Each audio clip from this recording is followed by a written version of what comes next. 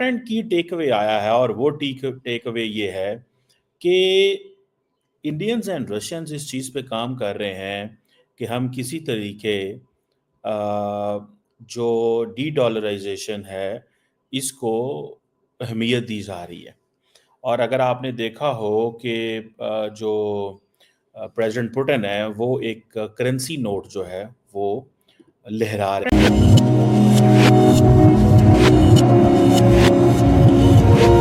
Again justify हो जाएगा।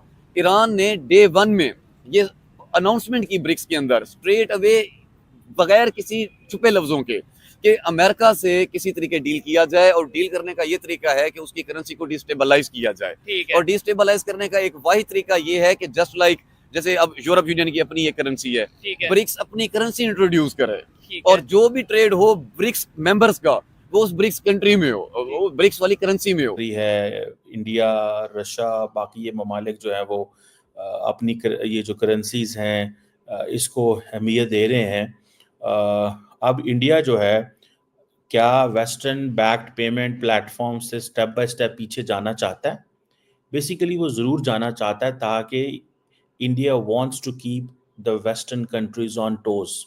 ये याद रखिए। करेंसी थी फ्रैंक, ठीक है, तो जब यूरोप यूनियन ने मिलकर अपनी एक करेंसी निकाली यूरो, फ्रांस ने अपनी करेंसी ही खत्म कर दी, ठीक हो गया, वो यूरो में डील करना शुरू कर दिया। अब अगर ब्रिक्स अपनी करेंसी निकाल देता है, हो सकता है स्टार्ट में इंडिया अपने INR इंडियन रुपीज से अपनी करेंसी बाय करे, ये यूरो ये ब्रिक्स बाय करे, और ब्रिक्स से क्योंकि आपका लेन देन ब्रिक्स में होगा ना, ठीक है, तो अब जब आप इंडियन रुपीज से ब्रिक्स की करेंसी बाय कर रहे हैं तो दोनों करेंसी को फायदा हो रहा है। और दोस्तों जय हिंद। हाल ही में ब्रिक्स की समिट रशिया में आयोजित हुई, जिसमें भारत और रशिया समेत कई प्रमुख देशों ने ब्रिक्स की एक नई करेंसी बनाने के ऊपर विचार विमर्श किया, जिसके कारण मार्केट में जो डॉलर की डिपेंडेंट है वो कम हो जाएगी और डॉलर के पैरेलल एक नई करेंसी मार्केट में आ जाएगी, जिसके चलते ब्रिक्स के जो सदस्य देश है वो बायलैटरल ट्रेड और डीलिंग, आपसी डीलिंग इस ब्रिक्स के करेंसी में करेंगे,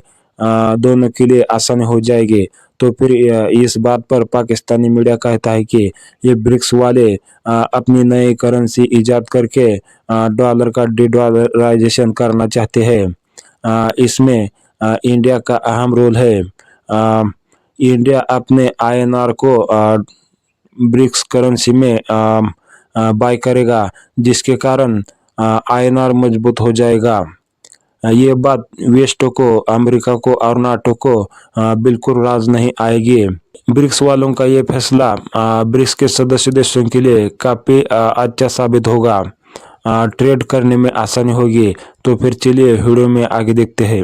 ये जो चीज़ है कि जो ये नई करेंसी की आप वो बात कर रहे हैं, ठीक है, so India will support this de dollarisation. आप देखिएगा in a way that it strengthens Indian currency. India ये कहेगा कि मैं ये नहीं कह रहा कि डॉलर कमज़ोर हो, क्योंकि मेरा अगर डॉलर कमज़ोर होता तो मेरा तो सारा फॉरेन एक्सचेंज रिजर्व 600-700 अरब डॉलर सारा निकल जाएगा मेरे हाथ से। सो मैं डॉलर कमज़ोर नहीं करना चाहता, मैं पैरेलल करेंसी लेके आना चाहता हूँ